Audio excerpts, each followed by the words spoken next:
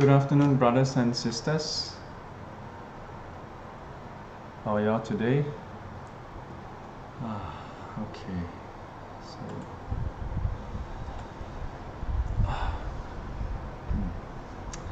So, hope everybody is well.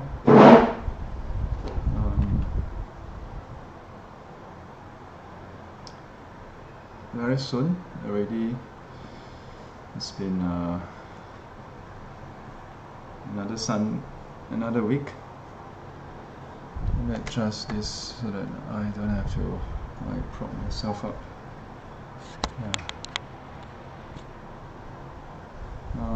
Time flies. It's Sunday again. Had Heart Sutra class yesterday, and then the Dharma talk with Dot Connection. Hope everyone is well. Let me just double check on the video, on the live stream. Make sure it's running.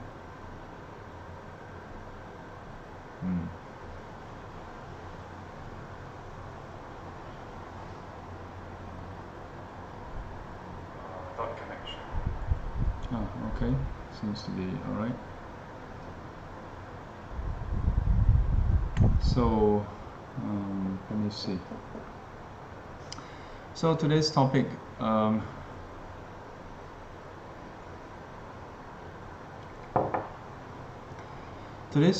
actually was not supposed to be saying goodbye.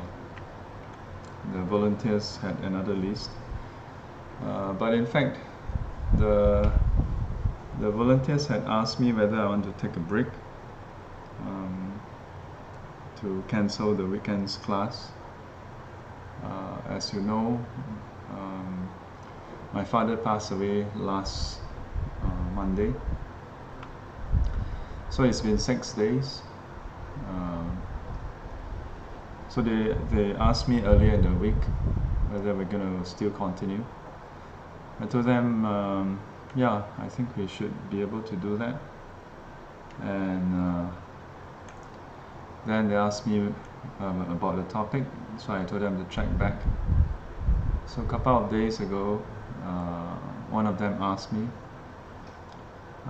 So I thought, yeah, maybe I can talk about this topic, saying goodbye.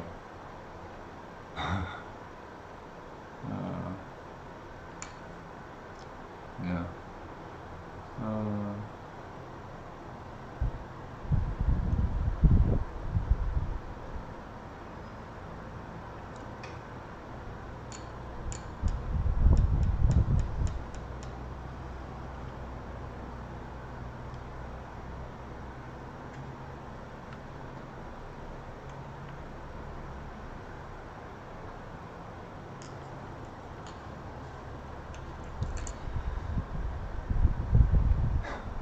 Maybe it's not such a good idea after all.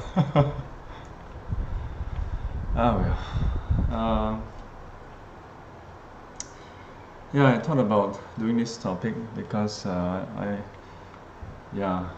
we just said goodbye to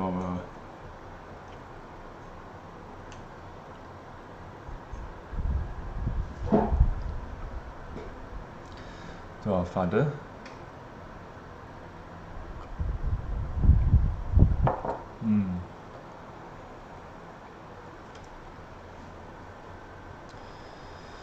What do I want to talk about actually?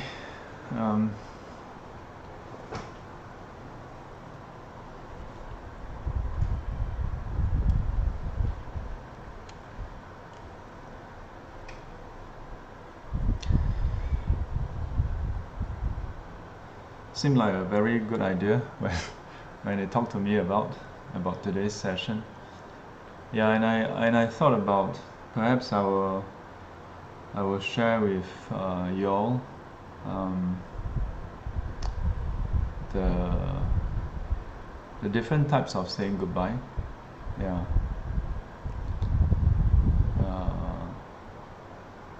There are many reasons why we have to part.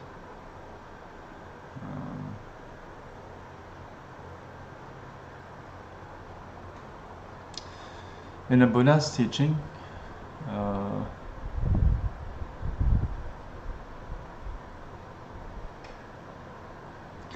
there's this phrase called "ai pialiku." Yeah, to be separated from your loved ones. The most obvious one would be to be separated by death,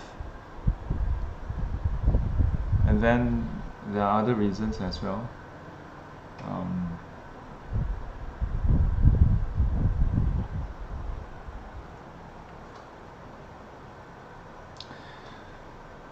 Sometimes people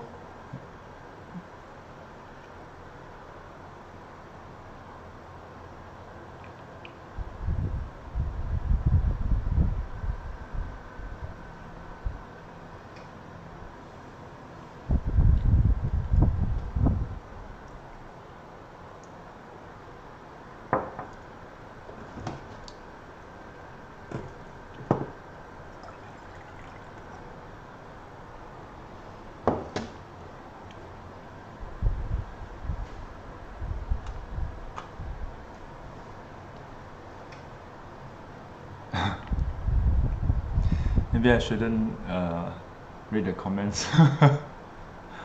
Yeah.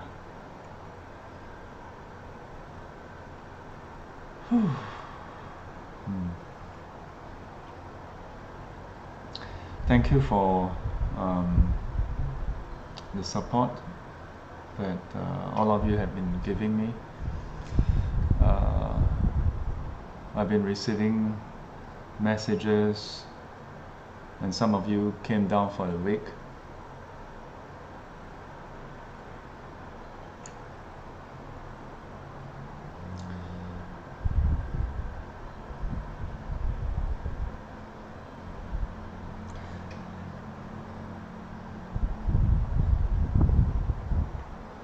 Many years ago, when I just finished my final paper for my university studies, like right after my final paper, the very next day my grandma passed away. I received a call from my mom to tell me that Amma has passed away. So I rushed back, came back home, went back home. I was staying in a hostel. I would have gone back anyway.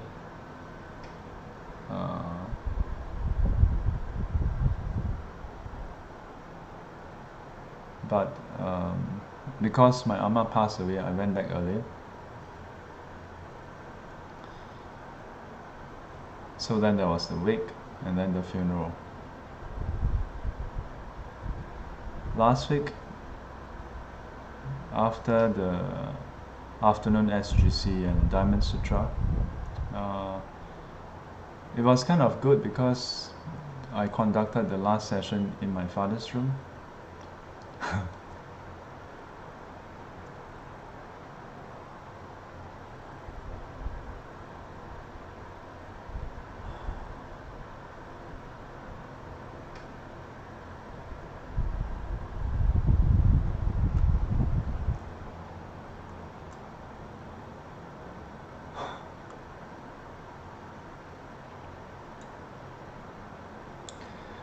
You know what the problem is?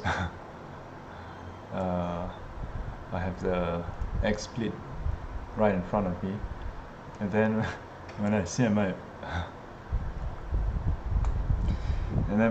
my own face, oh boy.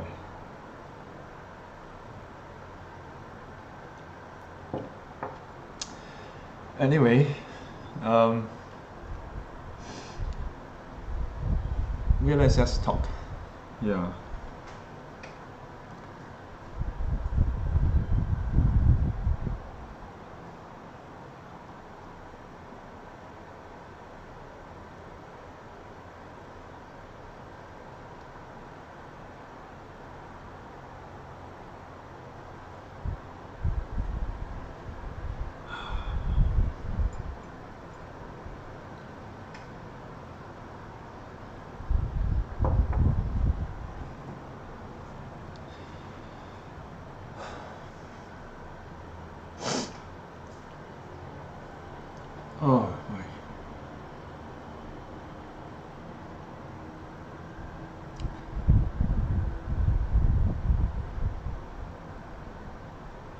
Yeah, I was thinking that it was really good that last week I held the SGC and the Diamond Sutra in my father's room. Yeah, that was the last afternoon of his.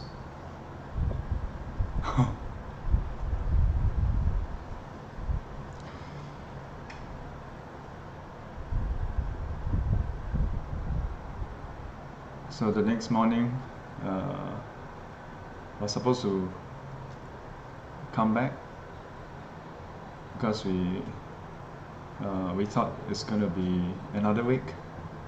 Yeah. So the next morning, woke up, check on him, and then turned out he has passed away. Passed away peacefully in his sleep. And the family has been doing a lot of chanting. We've been talking to him. Yeah, we've been saying our goodbyes. So by the time the wake came, yeah, the wake. Some students asked me, like, how has it been?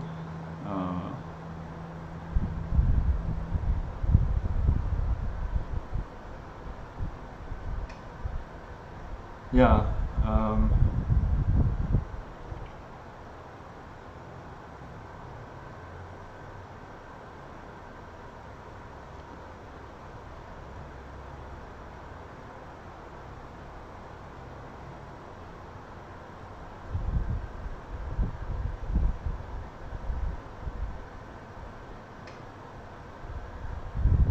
Yeah.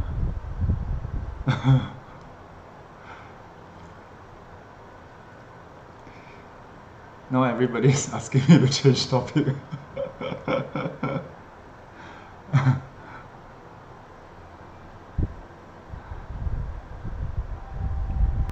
Yeah.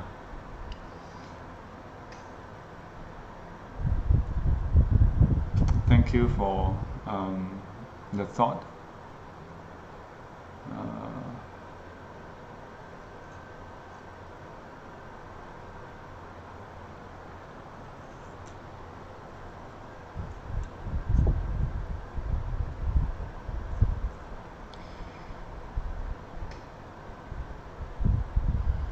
Yeah. I used to think that the wake was for the departed.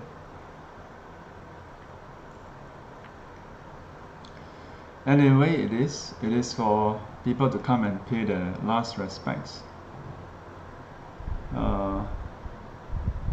But I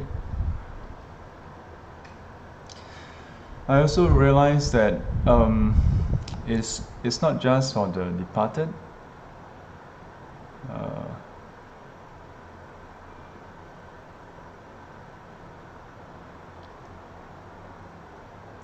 It's also for the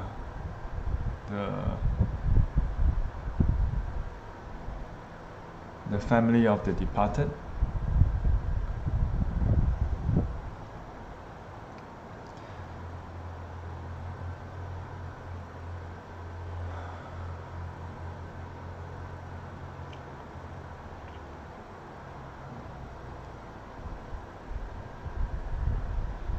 You know what's going on in my mind? I'm kind of like trying to recall all the public speaking training I've gone through, breath control, and to regulate my emotions.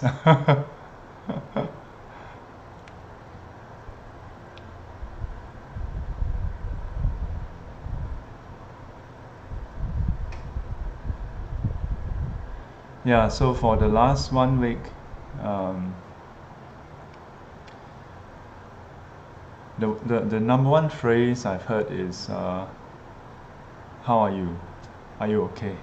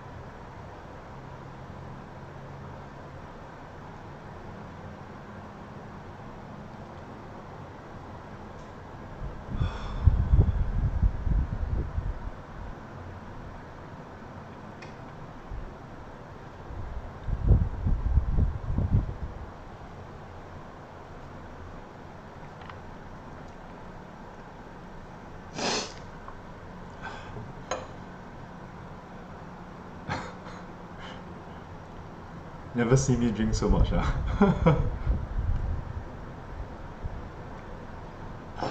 Maybe it's the drink. What do you guys order for me today? Let me get some more water.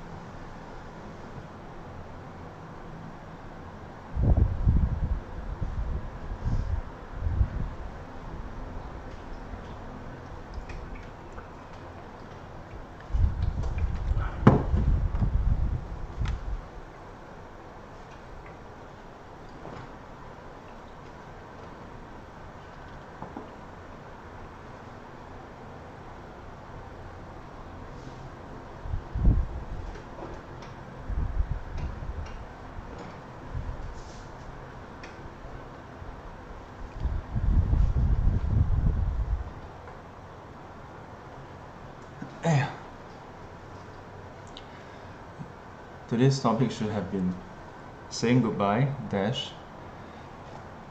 Your one chance to see a monk cry.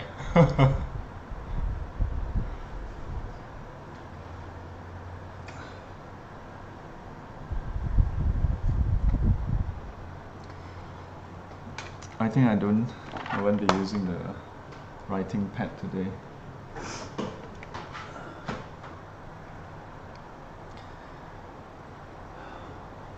You know, on the last night of the wake, so the Monday, Tuesday, Wednesday, Thursday,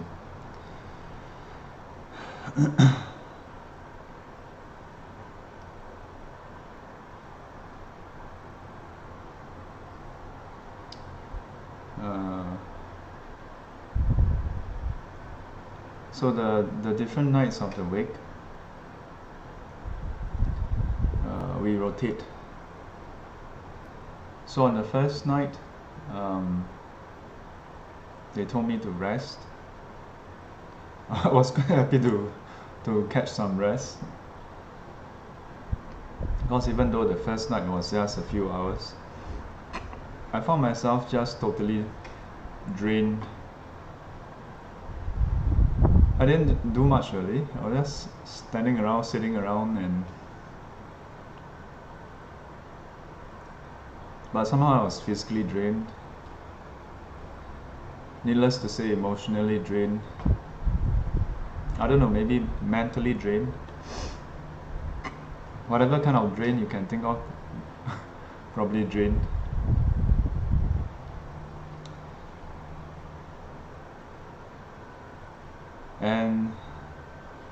And so I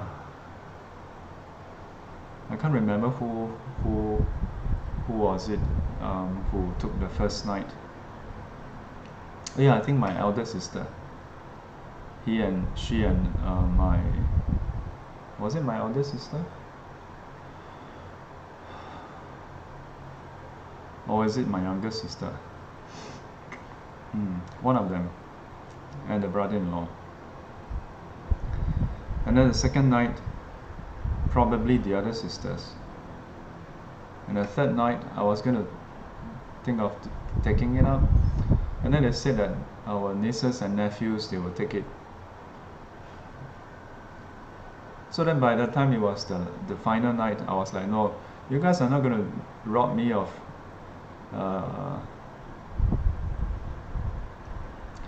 my chance to stay overnight. And then my sisters, they were like, you know, maybe we can take shift. I was like, this is the very last night, you know, I'm gonna just do it anyway. So we end up spending the night talking, me and my sister. I have 3 sisters, 2 elder sisters, 1 younger sister. I'm the only son.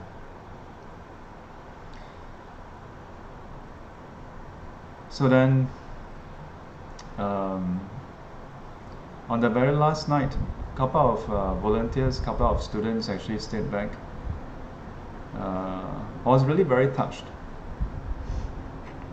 The whole week has been really overwhelming.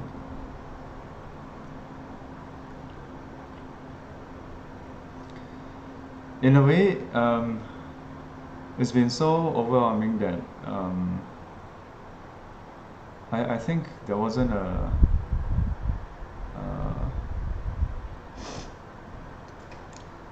in a way, there wasn't even a time or chance to really think about it. Yeah, because it was just a blur of events, confirming with the undertakers, and that was even, and I wasn't even completely involved with that because my sisters and my mom kind of took care of that. And that's why I say I didn't really do much. I was just standing around, walking around, and I don't know, I think when students came over, when relatives came over, attended to them, I must have repeated the whole process 100 times. I don't know how many times, and shared the different stories about my dad with them.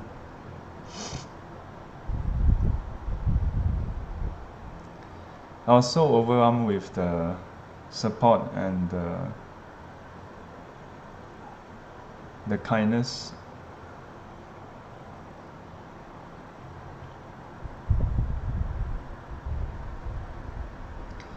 Yeah, so didn't really have time to think about it.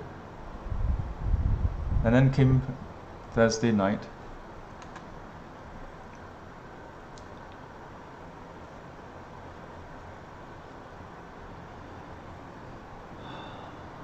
Came Thursday night. I was talking with Alvin. We were just talking about my dad. And I was sharing with him about the discussion for the next day for the funeral. My sister had asked me to do the eulogy.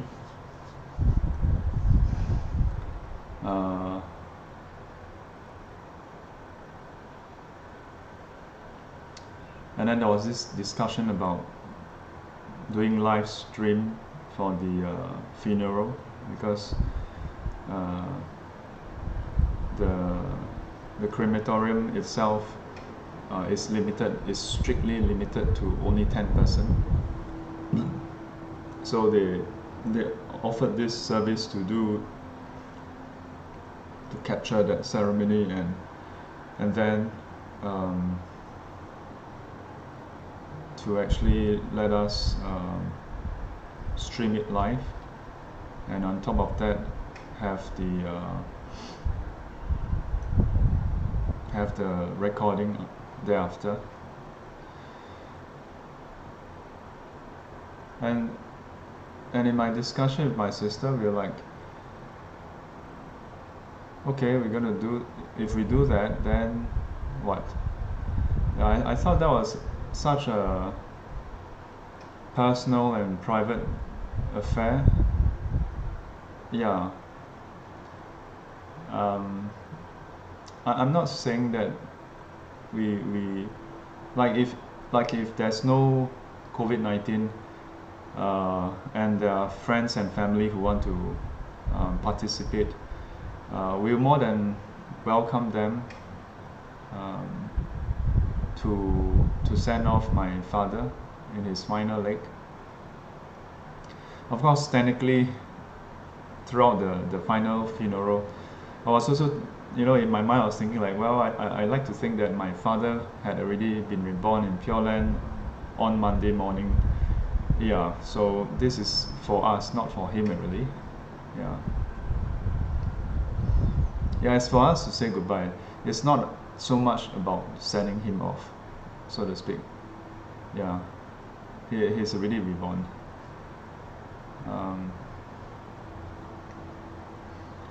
But given that we can only have 10 person, we decided that perhaps it's not so meaningful to live stream it. I mean, it was the feeling I get was like, oh, please don't make it into a charade, make it into like a show. And we were then discussing about, okay, what about the video after that? And I thought about it, and I told my sister, I don't want our memory of Papa to be defined by the funeral. Yeah. Because no amount of video capture is going to be able to fully capture the life that he shared with us.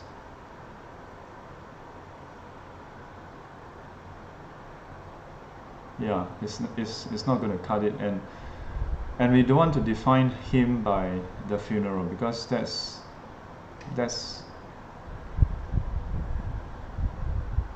not who he is. Yeah. Come to think about it, I think we should ask the funeral parlor, the undertaker, to delete the version that they captured, because I don't think we authorized them to do it. Yeah, but that's another thing altogether.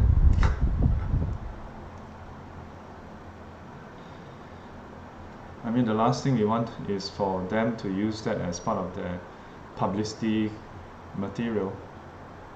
My dad definitely didn't sign up for that.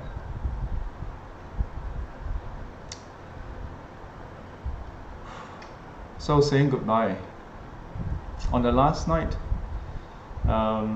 after the students, some of them, the last few who were around, Alvin, Louis, Siu-Yin, there were others who stayed on, but they left, subsequently. And the last three who was still around was the three of them. So they left, and then I was like, okay.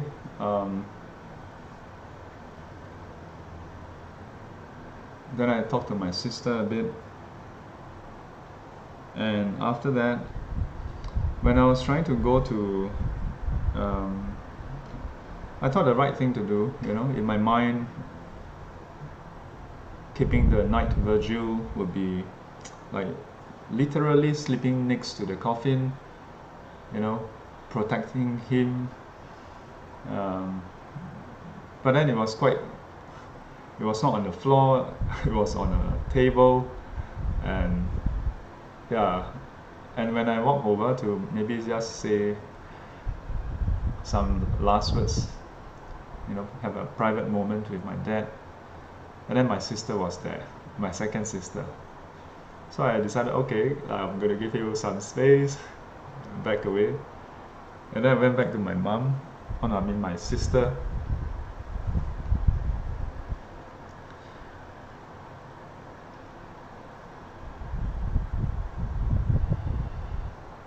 And then I told her, I said, wow, I didn't know that there was a queue for talking to dad nowadays. Yeah.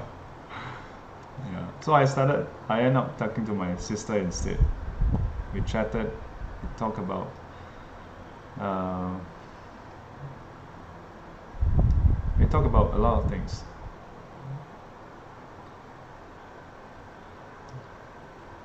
About how our dad was. I have to remind myself,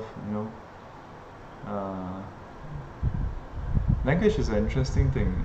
Like now we have to speak of him in past tense.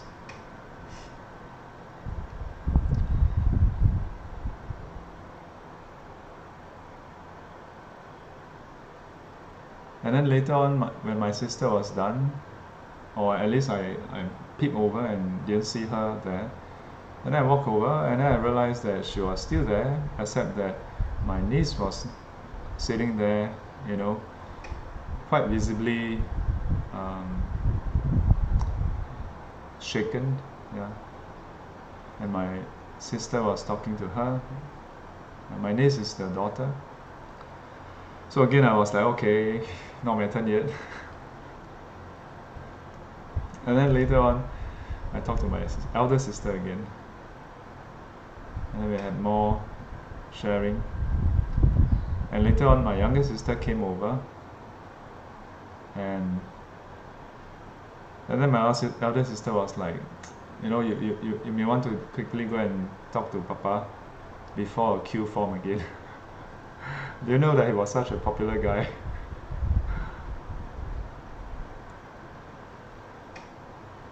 So then I thought about it. I realized that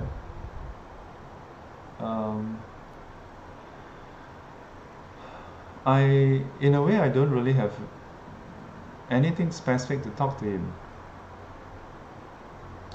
And I thought maybe it's because for the past whole week, during the week,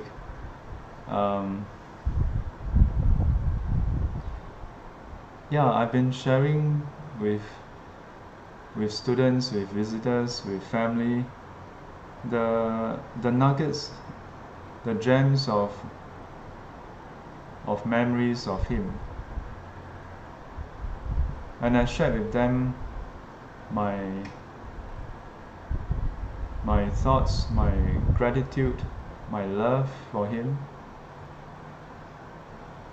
So I didn't feel like there was anything specific, like what we sometimes hear people say, or in the movies, like, regret to not have managed to say what they want to say to the departed before the funeral is over, before the body is laid to rest or sent for cremation. I don't really have that problem. Yeah. In fact, I am surprised I am so affected in a way. But less you think that I'm surprised because I expected that, because the Buddha's teaching Sabbe Sankara Anicchati and whatnot. The one thing, whenever I'm invited to wakes to do a memorial service, one of the first things I would highlight is that I'm not here to ask you, to tell you not to cry. Yep, that's one of the first thing I share. And I will tell them very openly that the reason is because I'm not qualified to tell you that. I myself, when I dreamt of my father passing away years back, I ever dreamt of my father passing away I ever dreamt of my mother passing away. The first time I dreamt of my mother passing away, my mother is still alive, by the way. I dreamt of my mother passing away back in university. I cried in my dreams, cried my heart out. I cried so hard, I woke up with tears on my cheeks, in my eyes, and I was physically still crying. I think this is what you would call like cry himself awake, instead of cry himself to sleep. So upon waking up, I immediately called my mom and asked, how she is. And my mom was quite surprised because back in the university I don't really wake up that early. So she was surprised to receive my call at about 6 plus or something. And then she was like, suku kia, mama bo tai ji la. Like silly boy, yeah, your mother is okay. I think there was a tinge of bittersweetness in her reply.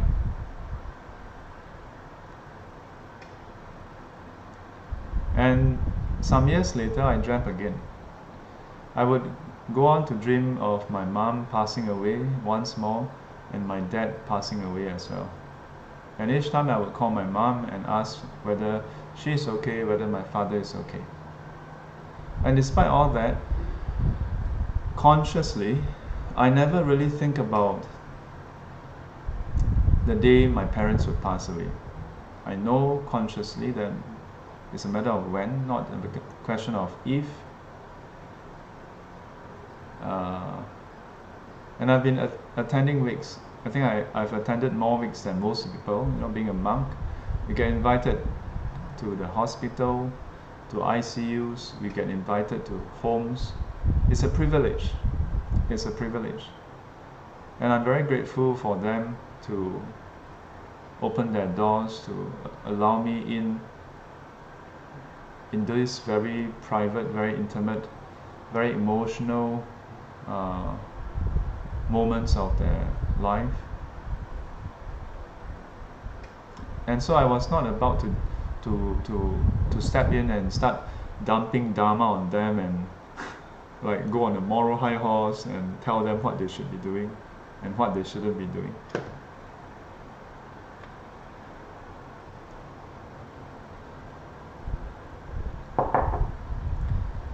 Yeah, I was sharing with someone this week that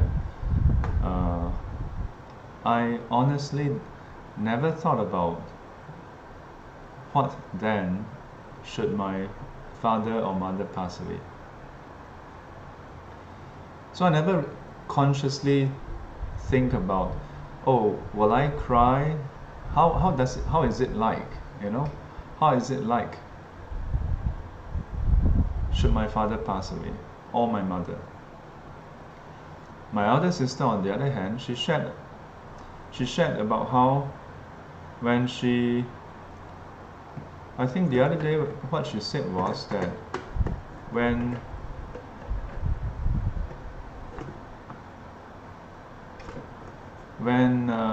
my grandma, or was it my grandpa, the mother's side, my maternal grandpa, when Akong passed away, I think she was old enough to understand.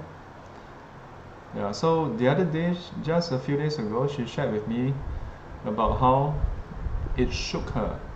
She cried. When she think about how similarly Mama and Papa is going to pass away. I was too young to know. But and for some reason, all these years, as much as I have attended wakes, and I mean intellectually, who doesn't know, right? But I never really think about it. Not that I like to think that I was not in denial, but it's just not something you think about. I've thought quite a bit about myself dying. That I've thought about. And I thought, yeah, I think I've done, I mean, I'm not a perfect being. I'm not quite enlightened yet, you know, as evident. But here and there, according to some people, I seem to have touched some people's life and helped them in small little ways. So I sometimes think, yeah, if I should die next week or even just tomorrow, okay, I can deal with that.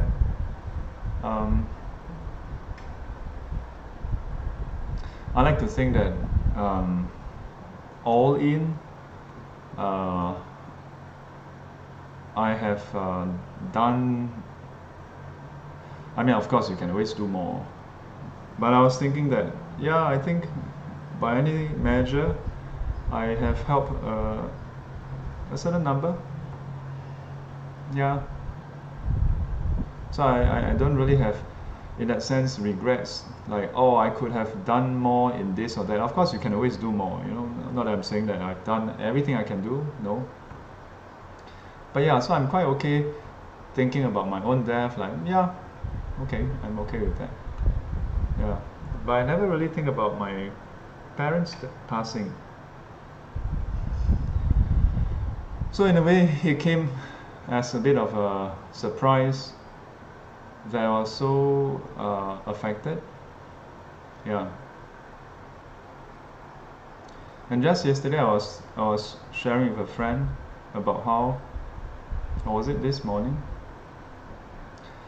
I was sharing about how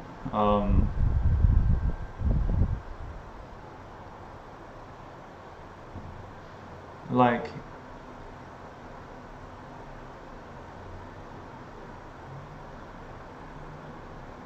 my world has changed, because now in a sense, there's no one person I can look to say, to call Papa. There's no one person that I can look to and say, Papa, Jia.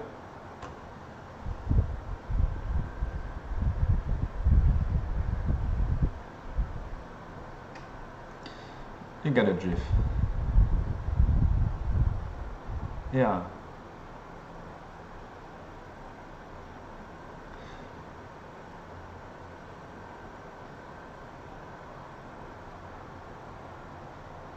You know what they say about time? You know, how time can help? I think so. I like to look at it this way, that maybe it's a matter of getting used to it. Yeah.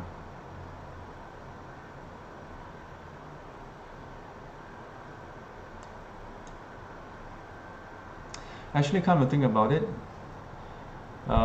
there was a time where I did think about my father's passing. I was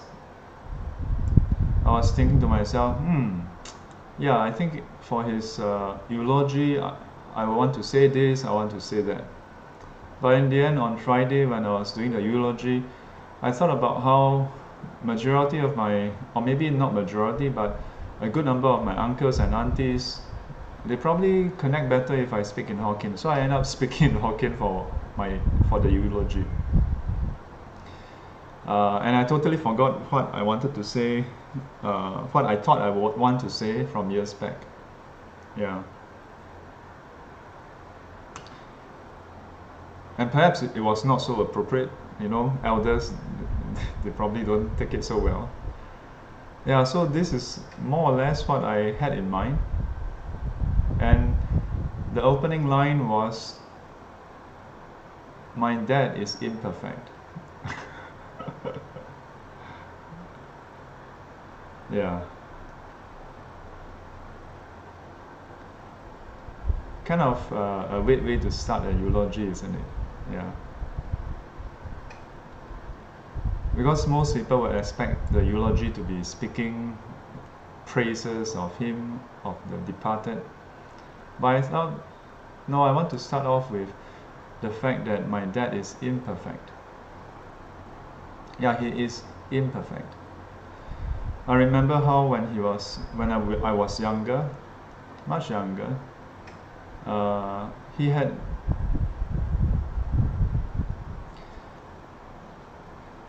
he had really bad temper.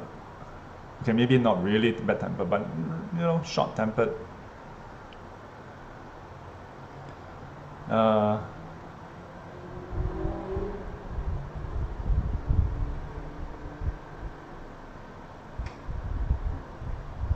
But over the years, he kind of mellowed. And maybe it's because of the Dharma that he learned. But I recall there was once I was home with him and my mom. I can't remember whether I was already a monk or not, whether I've ordained already. But he was ranting about my sister. It was that period of time where he would go round robin among the siblings. He would complain about my sister, first my elder sister, then second sister, then younger sister, go around. People do that. Parents do that. And so he was just going on. And then we went to the kitchen, my mom was cooking. I sat him down, and then I sat down with him. And then I told him, I said, while you're complaining, you're ranting about, of course I didn't say these exact words, because at home our de facto language was Hokkien. He's a Hokkien. Hokkien. The proper way to say Hokkien is actually Hokkien, not Hokkien. Hokkien. Kien. Hokkien. And of course, Hokkien itself has a lot of groups, and the pronunciation may vary. And apparently, I read somewhere that there's not really a thing called Hokkien. What we usually think of as Hokkien is actually one of the subgroups. But I digress. And so I spoke to him in Hokkien, and I told him that, while you are ranting about sister, it wasn't too long ago that you were having such bad temper as well. And he was a bit shocked, Yeah, I'm used to sort of shocking my mom and dad. And I must say that I'm very thankful that they are so open to their son, always, speaking beyond his years. So I told him, I said, it's not that we forgot. I remember clearly how his temper was. Yeah, it's not that we forgot. It's that we chose to put that aside and still love him, to still love you, despite your bad temper. We chose to still be filial, despite all that.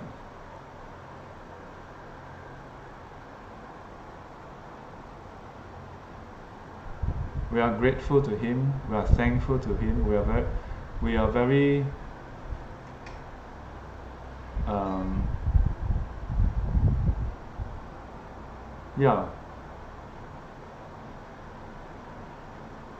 So it's not that I love my dad because he was a perfect being.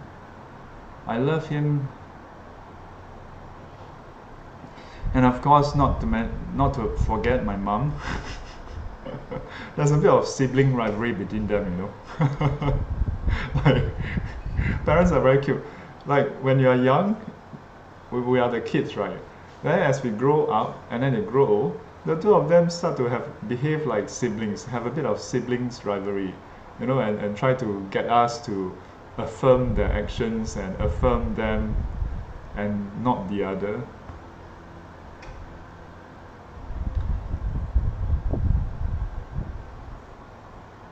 But I always like to bring in my mind, because the two of them are like a pair. No, it's not a pair. They are like a singular unit. Yeah.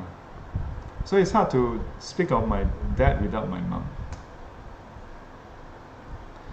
And so I told my dad that, yeah, I love you. We love you, not we love you, irregardless. So perhaps, you can cut her some slack as well. And around then, I reached out and held his hand. You know, I held his hand. And I tell you, for a traditional father, a traditional man like my father, that must have been the most awkward moment of his life. For me to hold his hand, and I'm glad I did. Yeah.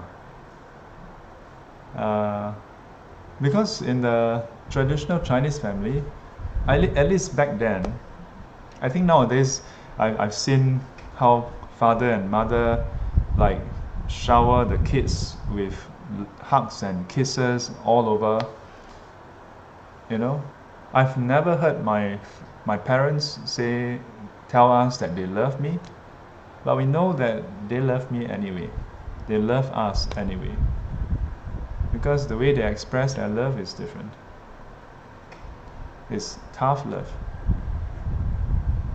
And the tough part, mind you, is not just about us, it's about them as well. It's tough for them. A lot of times we think tough love is about being tough on us. Yes, that's that part. I come to realize that tough love is also tough on them. Because it's tough to say no to your child. It's tough to be strict with your child. It's tough to discipline your child. It's tough to stop your child from doing what they like, but to get them to do what they need to do. It's tough. But my mom and dad, they did that.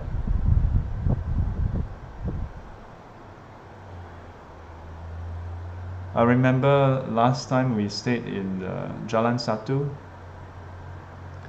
You know, the HDB toilets last time, it was not all shiny and pretty. It was just raw cement, and then it was the squatting toilet. And sometimes when we bathe, there's no cubicle or shower or the bathtub. It was you just shower in the toilet, right? And then sometimes the soap would drop into the toilet bowl. Yeah. And being a kid, it's like, what? I'm not going to put my hand inside. Sometimes my dad would do it. Sometimes my dad would be like, as I grew up, then my dad is like, no, you know, you're a man. You're a man in the family. You must do this. And then there are other times where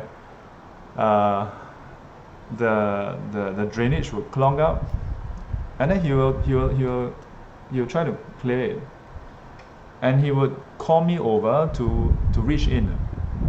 And initially I didn't know what I was in for. I mean, it looks dark and didn't smell good. And as I reached in, I felt something soft and gooey, and I just and then he looked at me. I'm like what? And he told me, like, his hands were too big to go in, and if his hands were small enough, he wouldn't be calling me. Yeah, and again he repeated to me that, you know, you're the man of, you're a boy, you're a man. So I was barely a man. I was in probably primary school or something. Yeah, probably primary school, yeah. But he would remind me, you're the man, you're a man, and in future you have to take care of the family. You cannot be afraid of a bit of dirt. Yeah, that was how I was brought up.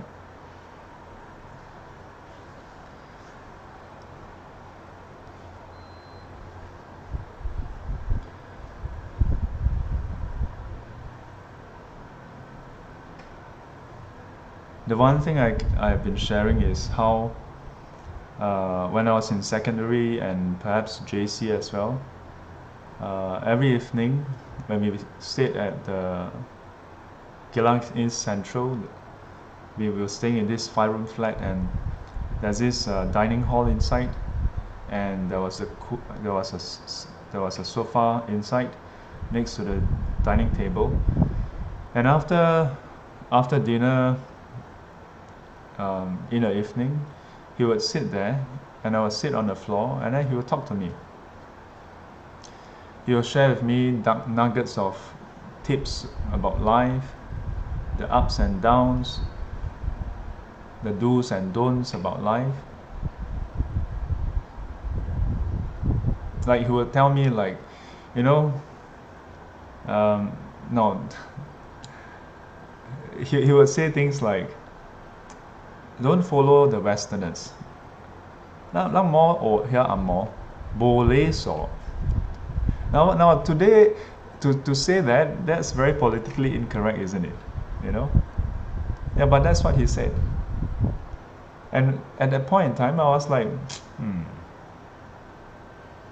I didn't always agree with him, but I'll just listen anyway. It basically means that the Westerners, they do not know, Chinese is li su, yeah, lei so. And it was basically that, in his opinion, he felt that the Westerners, they don't have the kind of etiquette and protocol that Chinese observe. Like the examples he will give is like, you look at them, the father can dance with the daughter, you know, hold the daughter. It's like, what is this? or the children can call the father by the name. This is ridiculous. Yeah. Things like that. And as I said, I don't necessarily agree with everything, but over the years I start to see like, yeah, maybe he has some point.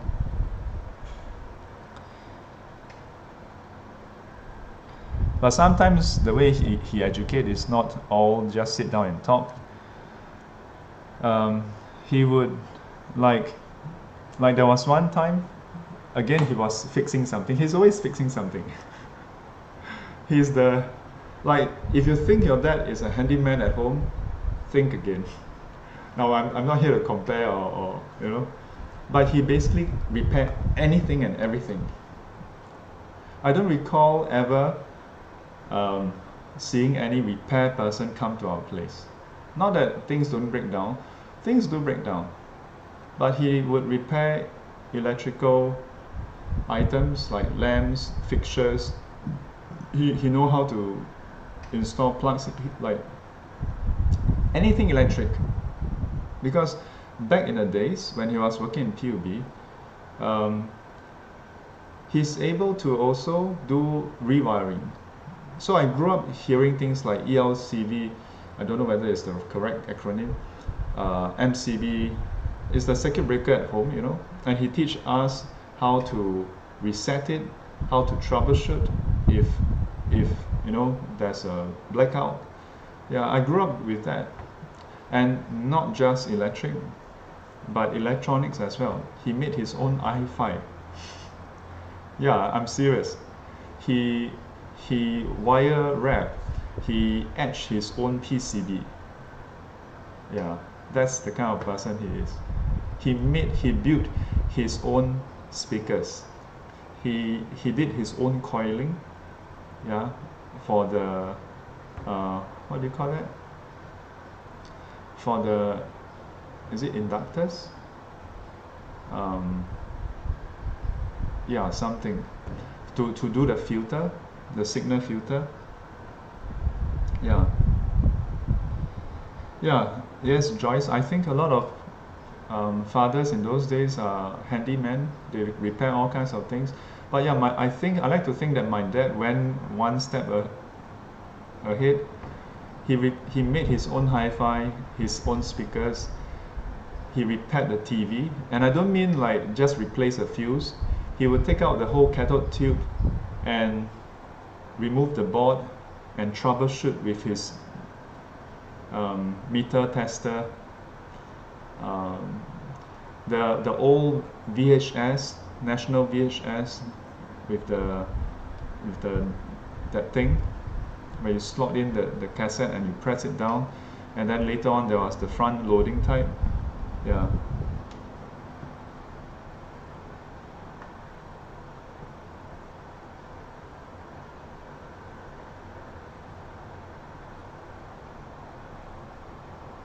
So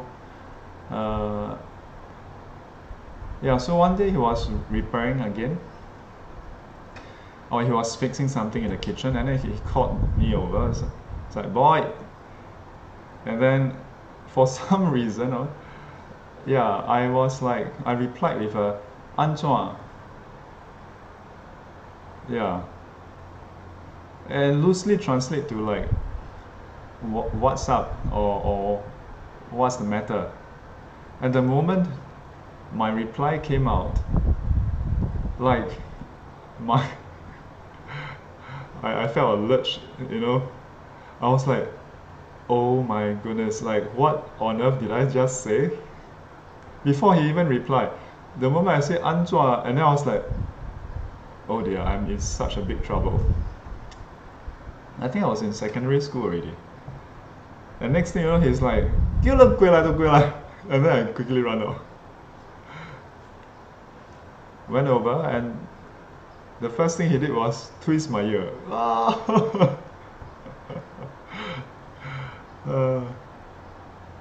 Yeah, first thing he did was twist my ear. And then give me a scolding.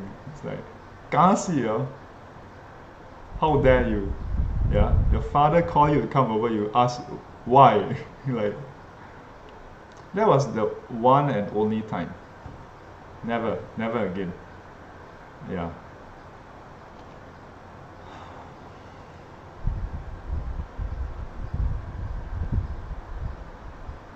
But sometimes the lessons he gave us was a lot gentler.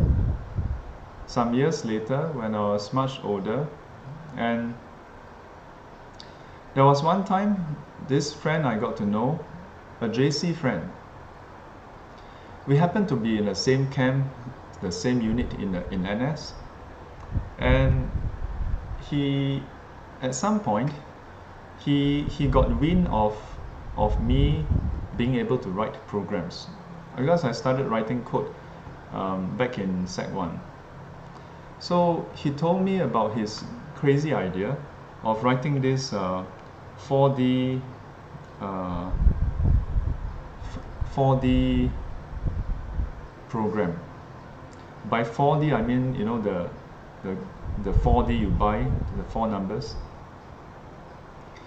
So he told me that he has this crazy idea, and I was like, oh, okay. Yeah, I was more than happy to join in, not for the money, but for the mathematical challenge. Yeah, because I recall, you know, back in secondary school and in JC, we learned about statistics, we learned about probability. So I was like, okay, so then we need to collect a series of all the numbers. At least that was the general plan. And then he said, don't worry, I have 2 years of those numbers, this friend of mine. So he got to work. I quickly come out with a data model to store the data, and then he started typing in all the 4D numbers, the top price, the entry, and then the constellation. And once we have about 2 years of data inside the system, then we come out with a statistical model of some sort, yeah, and use that to predict 4D numbers. And towards the end, we managed to, well, I don't know whether that's worth anything, but towards the end, we tweak it to the point where if you buy some 10, 20 numbers, you would actually get 3 numbers with 3 of the digits out of 4 correct. Something like that. I didn't further that, because in the end I thought maybe the last digit is karma. Yeah, you can't just code your way around karma. And of course, if you really think about it, probability and statistics doesn't quite work like that, because each of the draw is independent. So you cannot just collate a longitudinal set of data and use that to estimate in that sense. So at that point, I brought my mom and dad in, and I showed them the program, and they were a bit like, what did you just write? Like, I mean, imagine if your kid, you know,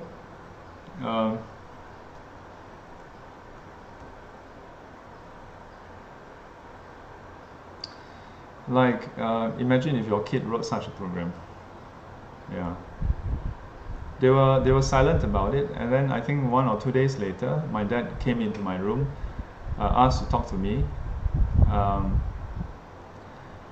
and then he shared with me this news article. I think it was my mom and dad coming in together, but my dad was the one who to highlight, and he showed me this article about a white collar crime.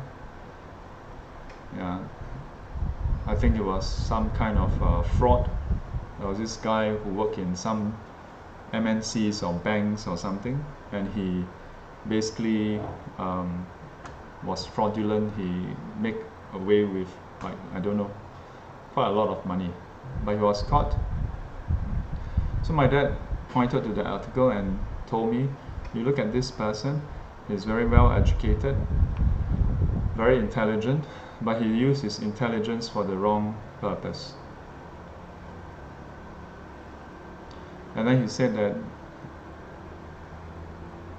and they told me, you know, my parents, my dad said, like, well, he knows that, or he thinks that, well, in his words it will be, he knows that I'm very smart and all, but never ever use your smartness, your intelligence in the wrong way.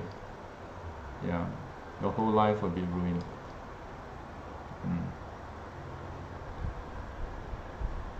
And it's not as though he was a rich man to begin with. I'm not saying that rich people will not do crime and then poor people must or will do crime.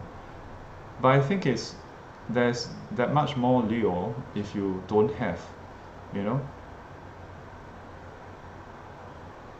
That if you are lacking, then it may be easier perhaps. There may be much more of a temptation to, you know, take shortcuts, cut some corners. But yeah, he was not such a person. He would tell us that, and he did that himself, as in, he is not a person who would cut corners. Yeah. So I'm very grateful to have had the privilege to share in all these moments with him. Yeah.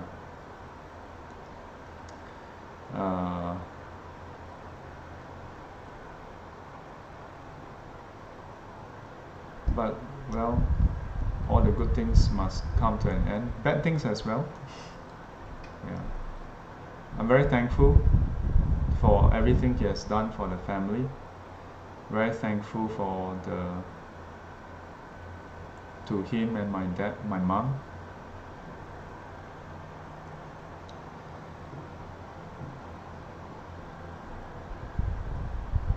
I shared with some students. In fact, in the eulogy, I shared this. Growing up, there was once I thought about how come my parents don't have much of a hobby? I mean, he does have, he's into music, he made his own hi-fi, his speakers, he has this huge collection of records which later my mom somehow managed to dispose of. But he rarely get to enjoy his hobby because he was always busy working. It was tough to bring up 4 kids, and he worked in PUB, you know. Yeah. So there was one time I thought about it, and I was like, how come our parents don't have hobbies? And then it dawned on me that the reason why they do not have hobbies like others was because we are their hobbies.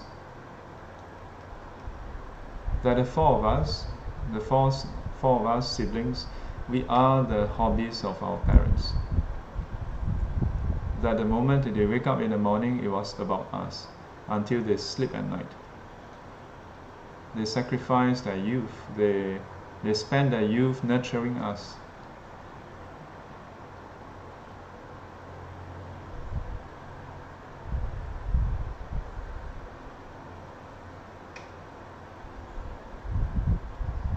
So I'm very thankful to him and my mom. And that's also why I'm very grateful to various individuals, in particular Venerable Fa Chao, because he allowed my dad to go for short-term ordination despite his age. And because of that, he was later allowed to extend for another 6 months. Yeah. So my dad was a monk for 6 months. Yeah. Pretty cool.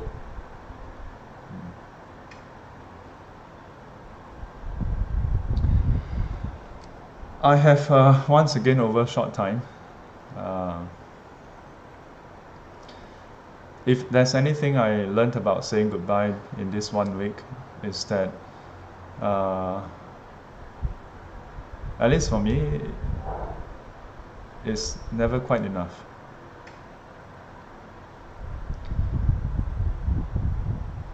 Yeah, I've spent the past almost 1 week talking to people when they come in or on messages.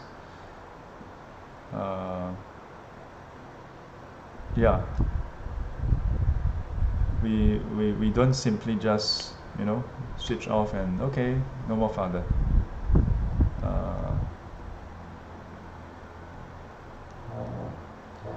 Yeah, I'm very thankful to him sharing his life with us in the way he did, including his bad temper, including his scoldings. Yeah, everything. Lock, stock, barrel, everything. Yeah. Because it was not just scolding, his bad temper was really because I think maybe his temper wasn't that good to begin with. But also because he was always working so hard. You know, he's tired, he's stressed, but didn't know better how to express that. Yeah. So thank you. Yeah, thank you. And I also want to thank all the students, the friends and families who came forward to express condolences to myself and my family. It's very much appreciated. In fact, it's been so overwhelming, in a good way. All the support in various ways. Yeah. So don't wait until your father has passed away to say goodbye.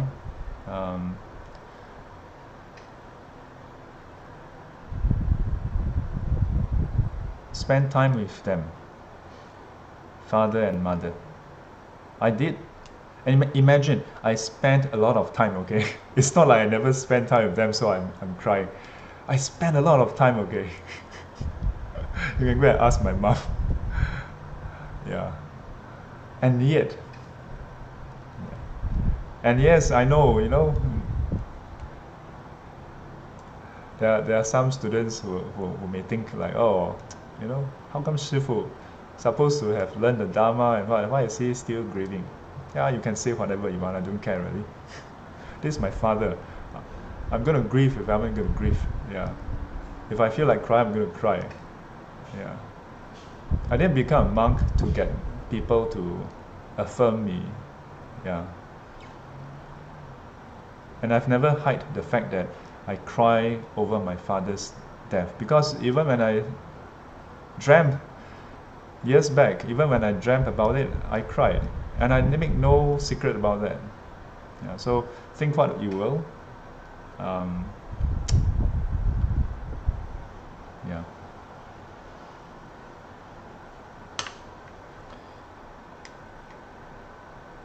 So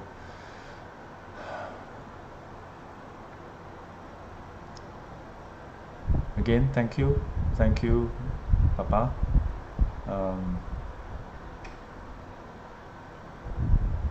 Till the conditions come again, if there are conditions to meet, and then we'll meet. And I like to think that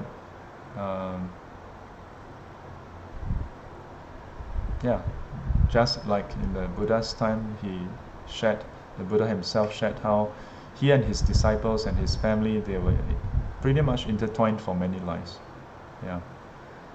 In due time, perhaps we'll meet again, maybe practice together on this path towards enlightenment. And I want to just end with perhaps a quote from this sutta, one of my favorite sutta from the Pali Canon, Mata Sutta. The title itself is about mother, but in the content itself, the Buddha said that we've been going around in samsara since beginningless time.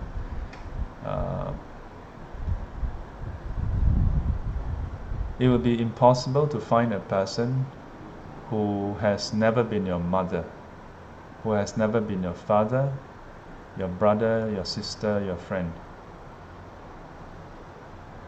So yeah, to all the fathers I have had in the past life, thank you. Till we meet again. 愿消三障诸烦恼，愿得智慧正明了，普愿罪障悉消除，世世常行菩萨道。阿弥陀佛。起立。